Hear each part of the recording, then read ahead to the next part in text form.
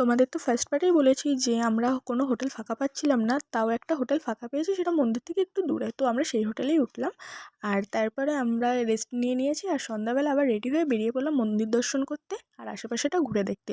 তো আমরা যখন সন্ধ্যাবেলা গেছি ভেবেছিলাম একটু সন্ধ্যা আরতি দেখব, কিন্তু সেদিন লেট হয়ে গেছিলো বলে আমাদের আর সন্ধ্যা আরতি দেখা হয়নি। তো তাই আমরা ভিতরটা একটু ঘুরে দেখছিলাম। আর ভিতরে কিন্তু জুতো ফোন কিছু অ্যালাউ নেই, সব কিছু জমা দিতে হবে। আর এটা হলো ভিতরের ভিউ। যাই হোক, তারপর আমরা বেরিয়ে পড়লাম আর দোকান থেকে একটু চা খেয়ে নিলাম।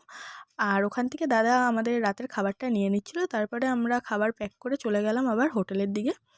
আর হোটেলে গিয়ে তারপরে খেয়ে দিয়ে আমরা এখানটায় সবাই মিলে একটু আড্ডা মারছিলাম।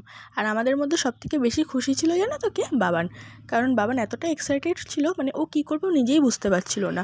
আর এতটা লাফালাফি করছিল, ওকে সবাই বারণ করছিল কারণ ওর লেগে যাবে তাই, কিন্তু ও তো ওর মতো, ও খুব মজা করছিল। যাই হোক, এরকমভাবেই সেই দিনটা কাটলো। আর থার্ড পার্ট দেখার জন্য সাবস্ক্রাইব মাই চ্যানেল।